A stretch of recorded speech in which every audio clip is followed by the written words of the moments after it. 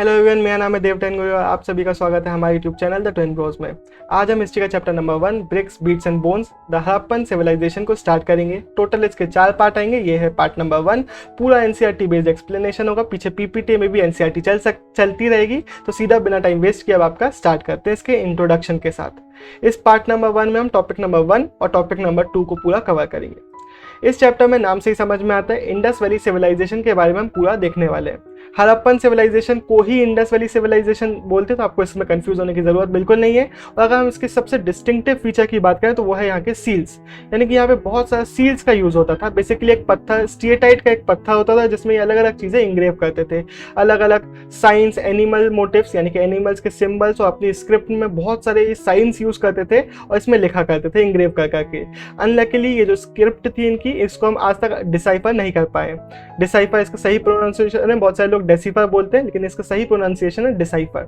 Decipher मतलब कि हम इसको पढ़ नहीं पाए, इसका मीनिंग क्या था ये हमें आज तक नहीं पता चला। लेकिन इनके मीनिंग को नहीं समझ पाने के, इनके जो लैंग्वेज है उसको ना समझ पाने के बावजूद हमें बहुत सारी ऐसी चीज़ें मिलती हैं जिनके थ्रू हम इस सिविलाइजेशन के बारे में जानते हैं। जैसे कि इनके जो ऑर्नामेंट्स हमें मिलते हैं, इनके जितने भी आर्कियोलॉजिकल एविडेंसेस हमें मिलते हैं, इनके सील्स हो गए जो सील्स में सिंबल्स बनाते थे, इनके टूल्स हो गए, ऑर्नामेंट्स हो गए, पॉट्स हो गए, हाउसेस हो गए, जो बिल्डिंग स्टाइल हो गया, इन सब चीज़ों के थ्रू हमें इंडस वैली सिविलाइजेशन कैसी थी, यहाँ के लोग कैसे रहा करते थे, इसके बारे में जानने को मिलता है। तो बेसिकली इस पूरे चैप्टर में हम इसी के बारे में देखेंगे कि इनका सबसिस्टेंस कैसा था, कैसे एग्रीकल्चर करते थे लोग, यहाँ के कैसे रहा करते थे। एट द एंड हम ये भी देखेंगे कि आर्कियोलॉजिस्ट जो होते हैं वो कैसे इन सब चीज़ों के बारे में स्टडी करते हैं। कैसे कई बार होता है कि कुछ टॉपिक्स में कुछ ग्रुप्स बन जाते हैं आर्कियोलॉजिस्ट के, अलग अलग डिवाइड हो जाते हैं, कई चीज़ें इनकी गलत भी हो जाती हैं, और कैसे हम इवॉल्व करते जाते हैं, यानी कि टाइम के साथ हमारी जो अंडरस्टैंडिंग है इन चीज़ों के बारे में वो इंक्रीज होती जाती है। तो बहुत ज़्यादा मजा आने वाला है। इंडस वैली सिविलाइजेशन के बारे में पूरा देखेंगे और आर्कियोलॉजिस्ट कैसे स्टडी करते हैं उसके बारे में पूरा देखेंगे। तो अब सीधा स्टार्ट करते हैं हमारे इस चैप्टर के एक्सप्लेनेशन के साथ। सबसे पहले हमारे सामने एक छोटा सा बॉक्स आता है, टर्म्स, प्लेसेस एंड टाइम्स। जो इंडस वैली सिविलाइजेशन है इसको हड़प्पन कल्चर भी बोला जाता है। कल्चर से सिंपल सा मीनिंग है जितने भी हमें ऑब्जेक्ट्स मिलते हैं, जितनी भी हमें डिस्टिंक्टिव स्टाइल की चीज़ें मिलती हैं, ऑर्नामेंट्स मिलते हैं, टूल्स मिलते हैं किसी एक जगह पे, किसी एक टाइम पीरियड में, उसको हम पूरा कल्चर बोलते हैं। तो ऐसे अलग अलग कल्चर हमें देखने को मिलते हैं। अगर हम हड़प्पन सिविलाइजेशन की बात करें तो जितने भी हमें ऑब्जेक्ट्स देखने को मिलते हैं वो उनका वो जैसे कि बीट्स हो गए, वेट्स हो गए, सील्स हो गए, ये बहुत ज़्यादा देखने को मिलती है। मेनली अफगानिस्तान, जम्मू, बलूचिस्तान जो कि पाकिस्तान में हो, और गुजरात, इन रीजन्स में देखने को मिलती है। आप ये मैप भी देख सकते हो, मैप में आपको पूरा समझ में आएगा कि कैसे टॉप लेफ्ट साइड में इंडिया के ये लाई करती थी सिविलाइजेशन। ये जो हड़प्पन सिविलाइजेशन है, इंडस वैली सिविलाइजेशन, इसका नाम पड़ा हड़प्पा। जो यहाँ की सबसे स्टार्टिंग, जो सबसे पहले डिस्कवर होने वाली साइट थी हड़प्पा, उसके नाम पे इसका नाम पड़ा हड़प्पन सिविलाइजेशन। ये 2000 से अप्रोक्सीमेटली 2600 से लेकर 1900 BC के बीच की सिविलाइजेशन है। यहाँ पे आप देख सकते हो सी लगा हुआ 2600 के पहले। उसका मीनिंग होता है, लैटिन वर्ड है, उसका इंग्लिश में मीनिंग होता है अप्रोक्सीमेटली।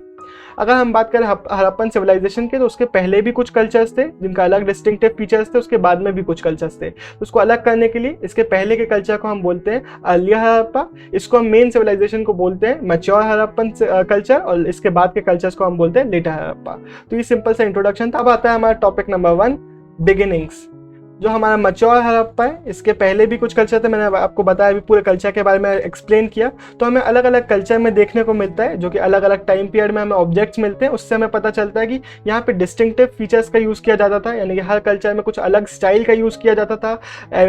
क्राफ्ट प्रोडक्शन में, एग्रीकल्चर में, पेस्टोरलिज्म में, पॉटरी में, हर चीज़ में हमें कुछ स्पेशल फीचर्स देखने को मिलते हैं। जनरली जितने भी यहाँ के सेटलमेंट्स थे, छोटे छोटे सेटलमेंट्स थे, और वर्चुअली कोई भी लार्ज बिल्डिंग्स नहीं थी। वर्चुअली नो लार्ज बिल्डिंग का मतलब ऑलमोस्ट कोई भी बड़ी बिल्डिंग यहाँ पे नहीं थी। एक और चीज़ हमें देखने को मिलता है, जो फर्स्ट अर्ली हड़प्पन कल्चर था, उसके बाद हमें एविडेंसेस मिलते हैं कि बहुत लार्ज स्केल में कुछ जगहों पे, कुछ साइट्स में आग लगा दी गई थी, कुछ जगहों को एकदम अबंडन छोड़ दिया गया था, खाली छोड़ दिया गया था। उसके बाद कुछ टाइम पीरियड बाद, एक लंबे टाइम पीरियड के गैप के बाद हमारा मैच्योर हड़प्पन कल्चर आया था। तो ऑब्वियसली कल्चर के बीच में गैप रहेगा, तभी वो कल्चर चेंज हुआ।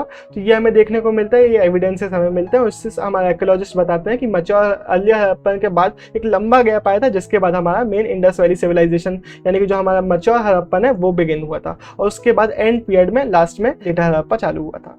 तो ये सिंपल सा हमारा पहला टॉपिक था। अब हमारा आता है टॉपिक नंबर 2, सब्सिस्टेंस स्ट्रेटेजी, कि ये लोग कैसे सर्वाइव किया करते थे, किस चीज़ को कंज्यूम किया करते थे, इसके बारे में हम पूरा देखेंगे। मैप्स जो अभी के लिए हमारे हैं वो सिर्फ हमें इसलिए है कि हमें आइडिया लगाना है किस रीजन की हम बात कर रहे हैं। इसके अलावा एंड में जब आपके एग्जाम पास आएंगे तो आपको सारे मैप्स याद भी करने पड़ेंगे, क्योंकि मैप्स भी आते हैं, तो उसके लिए हमें अलग से एक वीडियो मैप्स वाली वो आप देखिएगा। अभी सिर्फ हमें एक आइडिया लगाना है। तो मैप नंबर 1 में हमने देखा था कि क्या जो हमारा मैच्योर हड़प्पन साइट्स है वो किस जगह पे थी। अभी आप हमारा मैप नंबर 2 देख रहे हो, ये है अर्ली हड़प्पन जो कल्चर था उसके बारे में, कि वो किस जगह पे था। तो आपको समझ में आ गया होगा कि इंडिया के ऑलमोस्ट टॉप लेफ्ट में दोनों ही, एक ही रीजन में ऑलमोस्ट दोनों ही कल्चर हमें देखने को मिलते हैं। तो ये समझ में आता है कि दोनों ही कल्चर भले ही एक टाइम पीरियड के गैप के बाद आए, लेकिन ऑलमोस्ट एक ही जगह पे वो लोग दोनों ही रहे। दोनों ही सेटलमेंट्स जो थे वो ऑलमोस्ट एक ही रीजन के अंदर में थे। तो ये हमें समझ में आता है। और भले ही कुछ अलग अलग फीचर्स थे, लेकिन ऐसा नहीं था कि पूरे ही अलग थे। बहुत सारी सिमिलरिटीज भी हमें इनमें देखने को मिलती है, और मेनली हमें सिमिलरिटीज देखने को मिलती है इनकी सब्सिस्टेंस स्ट्रेटेजी में, कि क्या ये कंज्यूम करते थे, कैसे एग्रीकल्चर करते थे, क्या क्या प्लांट्स को ये लोग खाते थे, एनिमल्स को ये लोग कंज्यूम करते थे। इन सब स्ट्रेटेजीज में हमें मेनली सिमिलरिटीज देखने को मिलती है। तो ये हम पूरा देखेंगे। जो हमारे आर्कियो बोटेनिस्ट होते हैं, इनका मेनली काम होता है कि एंशिएंट जो प्लांट्स होते हैं उनको स्टडी करना। ये इनका काम होता है कि क्या ये लोग डाइटरी प्रैक्टिसेस करते थे, यानी कि क्या क्या ये प्लांट्स वगैरह को कंज्यूम करते थे, उनका पता लगाना। तो इनके लिए सिंपल सा इनका तरीका होता है कि बेसिकली अलग अलग जगहों पे, अलग अलग रीजन्स में चार्ड ग्रेन्स ढूंढते हैं। चार्ड ग्रेन्स यानी कि जले हुए ग्रेन्स, और सीड्स ढूंढते हैं। सीड्स अगर मिले, ग्रेन्स हमें मिले, तो इससे ऑब्वियसली समझ में आ जाएगा कि इन प्लांट्स का कंजम्पशन इस रीजन में हुआ करता था। तो बहुत सारे वेराइटी हमें देखने को मिलती है इनमें। अगर हम बात करें तो mainly wheat, barley, lentil, chickpea, sesame, ये बहुत ऑलमोस्ट हर हड़प्पन साइट में हमें देखने को मिलती है। इसके अलावा कुछ ऐसे भी हैं जो सिर्फ कुछ स्पेसिफिक रीजन में देखने को मिलते हैं, जैसे कि मिलेट सिर्फ गुजरात में हमें देखने को मिले। तो सिंपल से बात है कि सिर्फ गुजरात रीजन में इनका कंजम्पशन होता था। और राइस जो आज की डेट में बहुत कॉमन है, उस जमाने में हड़प्पन कल्चर में हमारे ज़्यादा कंज्यूम नहीं की जाती थी। बहुत रेयरली ही हमें राइस देखने को मिलती है। तो ये हमारे सामने आता है। भले ही आज की डेट के हिसाब से कुछ लग रहा है, लेकिन उस जमाने के हिसाब से बहुत सारे हैं कल्चर के लिए। इसके बाद बहुत सारे ऐसे एनिमल का भी कंजम्पशन होता था, जो जिनको फाइंड करने के लिए जो जू आर्कियोलॉजिस्ट होते हैं, या फिर आप बुला सकते हो इनको आर्कियोजूलॉजिस्ट, इनका काम होता है बोन्स को ढूंढना। बेसिक इनका एक काम होता है बोन्स को ढूंढना। तो इनका क्या तरीका होता है कि अलग अलग रीजन में बोन ढूंढेंगे, तो जिससे समझ में आ जाएगा कि इन एनिमल को डोमेस्टिकेट या फिर कंज्यूम किया जाता था। तो बहुत सारे कैटल्स हो गए, शीप हो गए, बफेलो हो गए, गोट हो गए, पिग हो गए, इनके हमें बोन्स देखने को मिलते हैं अलग अलग रीजन में। तो इनको बताया जाता है कि इनको मेनली डोमेस्टिकेट किया जाता था। और इसके अलावा कुछ ऐसे भी एनिमल्स हैं, वाइल्ड एनिमल्स, जैसे कि बोअर, डियर, घड़ियाल, इनके लिए बेसिकली बताया जाता है कि इनको हो सकता है ये लोग ज़्यादातर कंज्यूम किया करते हो, क्योंकि ऑब्वियसली इनको आप डोमेस्टिकेट नहीं कर सकते। तो ये इनके बारे में पूरा बताया जाता है। इनकी बोन्स फाइंड की जाती है पता लगाने के लिए किन एनिमल को ये लोग नोन थे और किन एनिमल का कंजम्पशन वगैरह किया करते थे। इसके अलावा हमें फिशेस हो गए, फाउल्स हो गए, इनके भी बोन्स मिलते हैं। तो इससे भी समझ में आता है कि इनका भी ये लोग कंजम्पशन किया करते थे। हालांकि इससे हम पूरी डिटेल नहीं बता सकते कि ये लोग खुद इनको मारते थे या फिर किसी और हंटिंग कम्युनिटी से ये लोग ट्रेड करके लेके आते थे, या फिर किस तरीके से अगर मारते थे तो किस तरीके से मारते थे। ये सारी चीज़ें हमें क्लियर नहीं होती। तो जैसे कि बोन से सारी चीज़ें क्लियर नहीं होती, वैसे सीड्स और चार्ड ग्रेन से भी सारी चीज़ें क्लियर नहीं होती। तो हमारे सामने क्वेश्चन आता है कि किन टेक्नोलॉजीज, क्या क्या टेक्नोलॉजीज इनको नोन थी एग्रीकल्चर में। क्या ये एरीगेशन फैसिलिटीज़ यूज़ करते थे, क्या ये प्लाव यूज़ करते थे, क्या ये एनिमल्स को यूज़ करते थे। तो ये कुछ क्वेश्चन है जो हमारे आर्कियोलॉजिस्ट के सामने आते हैं, और ये अलग अलग चीज़ों को कनेक्ट करके, अलग अलग डिस्कवरीज को कनेक्ट करके आर्कियोलॉजिस्ट इनका आंसर करते हैं। बेसिकली सबसे पहले हमें, जैसे कि आप फोटो में भी ऊपर देख सकते हो, टेराकोटा की बुल हमें देखने को मिल रही है। टेराकोटा क्या होता है? रेड ब्राउन सा कलर का एक क्ले होती है जिससे ये लोग मॉडल बनाते थे। तो हमें अगर टेराकोटा की बुल मिली तो यह ऑब्वियस सी बात है इनको बुल नोन थी। इसके अलावा हमें कुछ रीजन्स में, चोलिस्तान और बनावली जो कि हरियाणा में रीजन है, यहाँ पे हमें प्लाव के भी मॉडल्स मिले, टेराकोटा मॉडल। तो टेराकोटा से इन्होंने बुल भी बनाई है, प्लाव भी बनाया है। तो ऑब्वियसली हमारे जो आर्कियोलॉजिस्ट है इससे एक चीज़ पे आ जाते हैं, एक आइडिया लगा लेते हैं कि ऑब्वियसली जो प्लाव किया करते थे ये लोग, ये ऑक्सिजन से किया करते थे। तो ये हमारे सामने एक चीज़ आती है। इसके बाद कुछ जगहों पे हमें प्लाउड फील्ड्स भी देखने को मिलती है, जो कि राजस्थान कालीबंगन एक जगह, कालीबंगन बहुत इंपॉर्टेंट एक जगह, मैप में भी आपको देखनी पड़ेगी। यहाँ पे हमें प्लाउड फील्ड्स देखने को मिली। और यहाँ पे एक इंटरेस्टिंग चीज़ भी सामने आती है कि सबसे पहले तो ये मेच्योर हड़प्पन की फील्ड नहीं है, बल्कि अर्ली हड़प्पन की टाइम पीरियड की फील्ड है। तो ये समझ में आता है कि अर्ली हड़प्पन कल्चर से ही एग्रीकल्चर टेक्नोलॉजीज का यूज़ किया जाता था। इसके अलावा फील्ड में दो फरोज बनाए गए। फरोज का सिंपल सा मीनिंग है, जब आप हल चलाते हो तो वहाँ पे एक लाइन बन जाती है जहाँ पे आप प्लांट को सो करते हो, सीड को सो करते हो। तो ऐसी दो सेट की एक दूसरे दो सेट बनाए गए फरो के, और दोनों एक दूसरे से 90 डिग्रीज पे। तो ऑब्वियसली अगर आपको एक ही क्रॉप लगाना है तो आप एक ही सेट बनाओगे फरो का। तो दो सेट जो कि एक दूसरे से 90 डिग्री पे, ये बताते हैं कि यहाँ पे एक साथ दो क्रॉप का प्रोडक्शन होता था। और ये सिंपल सी चीज़ हमारे सामने निकल के आती है। तो इस तरीके से आर्कियोलॉजिस्ट कनेक्ट करते हैं कि इनको ऑक्सेन नोन है, इनको प्लाउ नोन है, प्लाउड फील्ड भी हमें देखने को मिल रही है। तो ऑब्वियसली ये लोग ऑक्सेन के पीछे प्लाउ लगाया करते थे और प्लाउ का यूज़ करते थे फील्ड को प्लाउ करने के लिए। तो ये चीज़ हमारे पूरे सामने निकल के आती है। लेकिन इसके बारे में बहुत सारे क्वेश्चंस हमारे सामने आते हैं। क्या ये हार्वेस्टिंग के लिए भी कुछ टूल्स का यूज़ करते थे? क्या ये हार्वेस्टिंग के लिए मेटल टूल्स का यूज़ करते थे? क्या ये जो प्लाउ है उसको वुड का बना के नीचे जो लगाते थे वो मेटल का होता था? क्योंकि हमें ऑब्वियसली प्लाउ डायरेक्टली नहीं मिले, बल्कि प्लाउ के टेराकोटा मॉडल मिले, तो हो सकता है प्लाउ को ये लोग वुड से बनाया करते हो। तो ये सब चीज़ें हमारे सामने आती है, क्योंकि वुड एक पेरिशेबल मटेरियल है जो कि गायब हो जाता है।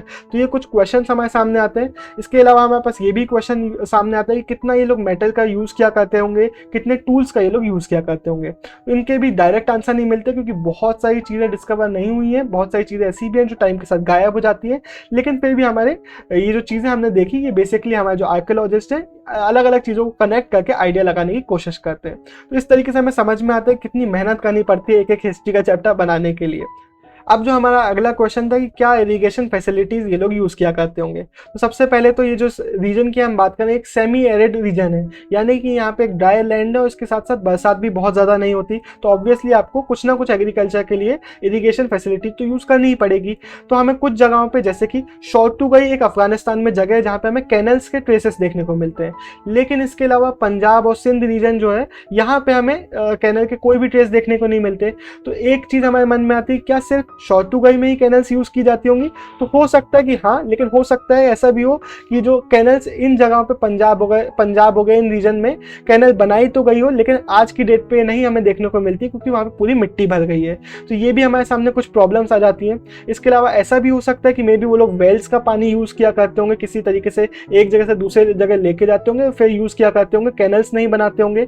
या फिर ऐसा भी हो सकता है, जो हमें ढोलावीरा गुजरात में एक जगह है, वहाँ पे हमें वाटर रिजर्वायर देखने को मिलता है। तो हो सकता है इन रिजर्वायर का यूज़ किया करते होंगे ये पानी को स्टोर करने में और वहाँ से एग्रीकल्चर में यूज़ करने के लिए। तो ये सब कुछ क्वेश्चंस हैं और कुछ सॉल्यूशंस हमें सामने आते हैं, जो कि कुछ आइडिया हमें लगता है अलग अलग चीज़ों से, लेकिन 100% हम लोग क्लियर इस बात पे भी नहीं हो सकते। तो ये पूरा हमारा आता है कि ऑब्वियसली ये लोग एग्रीकल्चर का यूज़ करते थे, कैनल्स ये लोग बनाते थे, वेल्स का ये लोग यूज़ करते थे, रिजर्वायर ये लोग बनाते थे, लेकिन हर जगह पे हमें देखने को नहीं मिलते। अब हमारे सामने एक बॉक्स आता है। यहाँ पे एक बॉक्स की बात आई तो मैं आपको बता देता हूँ। इसके पहले भी एक दो बॉक्स आए थे, मैंने पूरे एक्सप्लेन किए। ये जो बॉक्स है ये बहुत ज़्यादा इंपॉर्टेंट नहीं है, यहाँ पे सिर्फ एक इंपॉर्टेंट बात बताई गई है। तो मैं सिर्फ आपको जो इंपॉर्टेंस है वो आपको बता दूंगा। अगर आप वर्ड बाय वर्ड पढ़ना चाहते हो तो आप पढ़ सकते हो, लेकिन एक भी चीज़ इंपॉर्टेंट मैं स्किप नहीं करूँगा इस पूरी वीडियो में, तो उसकी आप चिंता मत करना। तो सिंपल से यहाँ पे क्या है, हमें एक रिपोर्ट दी गई है कि बहुत सारे हड़प्पन कल्चर में हमें बहुत सारे ऐसे सैडल कॉइन्स देखने को मिल रहे हैं। सैडल कॉइन्स क्या होते हैं? बेसिकली दो पत्थर हैं जिनके बीच में रख के कोई भी ग्रेन हो गया, हर्ब्स हो गए, उनको कूटा जाता है। आज की डेट में हम मॉडर्न टाइप के यूज़ करते हैं, उस समय ऐसे पत्थर से यूज़ किए जाते थे। तो इसके बारे में ये पूरी रिपोर्ट लिखी गई है। तो ऑब्वियसली अगर ग्रेन्स मिल रहे हैं, कोई हर्ब्स हमें मिल रहे हैं, तो ऑब्वियसली उसको कूटा भी जाता था ताकि ग्राइंड किया जा सके। इसके अलावा वेसल्स भी होते थे जहाँ पे मिक्सिंग, ब्लेंडिंग, कुकिंग हो सके। तो ये सब तो मिलना ऑब्वियस ही है। तो बेसिकली हमें मेनली दो टाइप के सैडल कॉइन्स देखने को मिल रहे हैं। सैडल कॉइन्स, एक पहला वाला जैसे आपको फोटो में देखने को मिल रहा है, एक लंबा सा थोड़ा सा कॉन्वेक्स शेप का है, जिसको जमीन में भी गड़ा दिया जाता होगा, बीच में ग्रेन्स रखे जाते होंगे, उसके ऊपर दूसरे पत्थर को गोल गोल घुमाया जाता होगा, जिससे बीच का जो ग्रेन्स है वो पिस जाता होगा। इसके अलावा दूसरा टाइप का हमें देखने को मिलता है, जो कि एक बड़ा सा पत्थर होता है गोल सा, उसके बीच में एक जो छोटा पत्थर होता है उससे कूटा जाता है। तो जितने भी बीच के हर्ब्स के लिए मेनली यूज किया जाता होगा, हर्ब्स कूट जाते होंगे। तो इस तरीके से दो हमें सैडल कॉइन्स देखने को मिल रहा है, जो कि हमें अलग अलग रीजन में बहुत ज्यादा अमाउंट में देखने को मिल रहे हैं। तो इससे हमें समझ में आता है सिंपल सा एक ही बात, कि सैडल कॉइन्स का ये लोग बहुत अमाउंट में यूज किया करते थे, चीजों को ग्राइंड करने में, बीट करने के लिए। तो ये सिंपल सा हमारा पूरा ये बॉक्स हो गया और इसी के साथ ये हमारा जो पूरा टॉपिक नंबर 2 है ये खत्म होता है। होपफुली आपको सारी चीज़ें अच्छे से समझ में आई होंगी, आपको हिस्ट्री इंटरेस्टिंग लगा होगा, आपको चीज़ें बहुत कॉन्सेप्ट जितने भी वो क्लियर हो गए होंगे। अगर कोई भी अभी भी डाउट आपका बचा है तो आप कमेंट बॉक्स में पूछ सकते हो। अगर आपको वीडियो अच्छी लगी और आपने अभी तक यहाँ पे वीडियो देखी नहीं है तो एक लाइक तो बनता ही है, एक लाइक बनता है, कमेंट में एक हार्ट स्पैम बनता है। इसी के साथ bye bye, thank you so much for watching. उम्मीद है हम फिर से मिलेंगे पार्ट नंबर 2 में।